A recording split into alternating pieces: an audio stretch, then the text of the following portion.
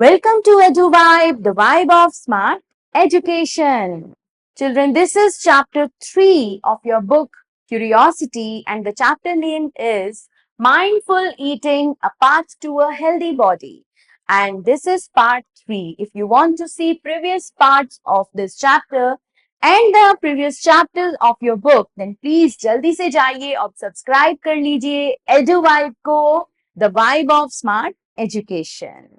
Now, we will learn in this part, children, food in different region. भिन्न भिन्न क्षेत्रों में जो फूड पाया जाता है उनके बारे में हम यहाँ पढ़ेंगे. So, find out the types of food traditionally consumed and the crops grown in various states of India.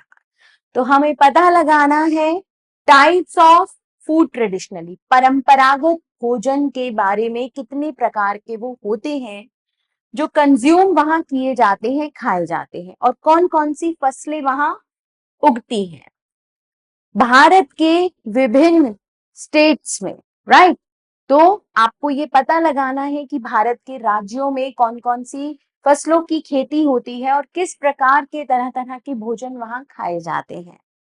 So you may refer to books in your library. आप अपनी लाइब्रेरी में अपनी बुक्स की हेल्प ले सकते हो. सर्च द इंटरनेट पर search कर सकते हो and interact with your friends, और अपने फ्रेंड्स से भी बात कर सकते हो, राइट? फैमिली से, नेबर्स से, इस इंफॉर्मेशन को कलेक्ट करने के लिए, to collect your information. So in table 3.2 में आपको क्या करना है? Add more states. आपको और स्टेट्स को ऐड करना है and fill the collected data. A few examples are already given. आपको कुछ examples यहाँ पर already दिए हुए हैं. So let's start. Some traditional food items in various states of India. यहाँ पर आप देख रहे हो कुछ परंपरागत भोज्य पदार्थ हैं जो कि भारत के विभिन्न राज्यों में पाए जाते हैं.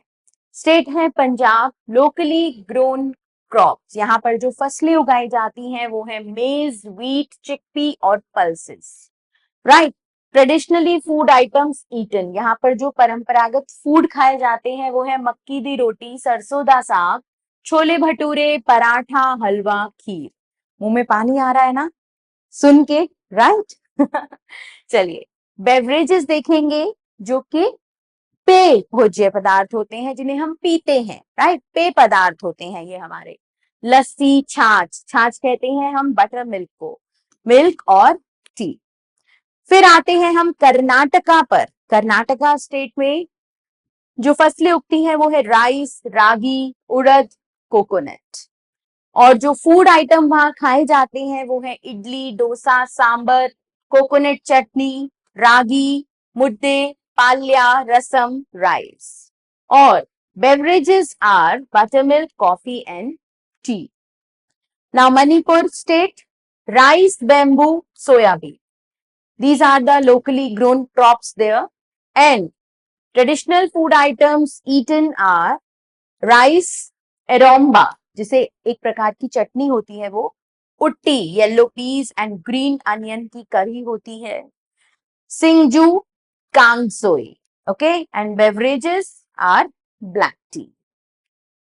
अगर आप भी किसी स्टेट के बारे में जानते हो बच्चों, जैसे गुजरात है, राजस्थान है, उत्तर प्रदेश है, बहुत सारी स्टेट्स हैं, तो आप ये इंफॉर्मेशन यहाँ लिख सकते हैं. Now children, why do we see diversity in traditional food consumed in various states of our country? हमारे देश में जो इतनी भिन्न भिन्न राज्य हैं, हम उनमें इतनी विभिन्नता क्यों देखते हैं भोजन की? हर जगह एक जैसा भोजन भी तो हो सकता है ना. सो एनालाइज करें आप अपनी डेटा को जो आपने कलेक्ट किया है इन टेबल 3.2 पे.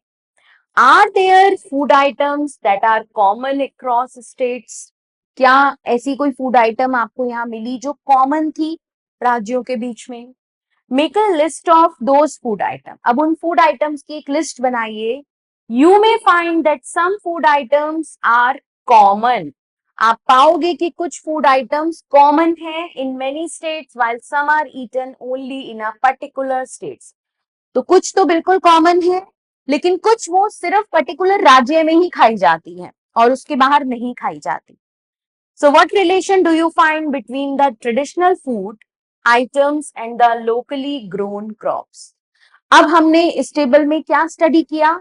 एक तो वहां उगने वाली फसलें, लोकली ग्रोन क्रॉप्स, और हमने स्टडी किया कि कौन कौन से ट्रेडिशनल फूड खाए जाते हैं. सो आपको क्या लगता है कि इनमें क्या रिलेशन है? यू मस्ट हैव ऑब्जर्व, आपने ऑब्जर्व किया होगा that the traditional food of any state, किसी भी राज्य का परंपरागत जो भोजन है, is usually based on the crops grown in that state.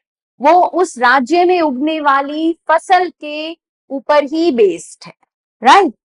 India is an agricultural country. India क्या है?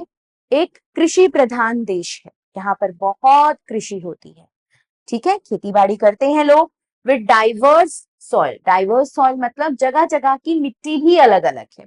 कोई गेहूं के लिए सुटेबल है, कोई चावल के लिए सुटेबल है, कोई गन्ने के लिए सुटेबल है, कोई चाय के लिए सुटेबल है. एंड क्लाइमेट टाइप्स, और मौसम भी अलग अलग तरह का होता है. ठीक है, तो वेरियस क्रॉप्स आर ग्रोन, जो अलग अलग तरह की क्रॉप्स हैं वो पैदा की जाती हैं in its different region depending on the soil types and climatic condition. तो अलग अलग तरह की फसलें किस चीज पर डिपेंड की जाती हैं? वो डिपेंड होती हैं सॉइल की टाइप पर और क्लाइमेट कंडीशन पर. इसी वजह से अलग अलग जगह अलग अलग फसलें उगती हैं, और इसी वजह से वहां के सब जगहों के खाने भी अलग अलग होते हैं. In various region of India, India में बहुत तरह तरह के क्षेत्रों में द चॉइस ऑफ फूड में vary according to the cultivation of food crops in that particular region. तो जो फूड की जो चॉइसेस होती हैं वो अलग किसके ऊपर होती हैं? जिस तरह की वहां फसलें उगाई जाती हैं उनके ऊपर डिपेंड करती हैं उस पर्टिकुलर रीजन में. टेस्ट प्रेफरेंसेस, वहां के लोगों का टेस्ट कैसा है, कल्चर कैसा है और ट्रेडिशंस कैसे हैं, इन सब पर चॉइसेस ऑफ फूड में वेरी, वो डिपेंड करती है. So students, stay tuned, have questions, feel free to ask anytime. Looking forward to a great year ahead. Please like, share and subscribe your own channel EduVibe, the vibe of smart education.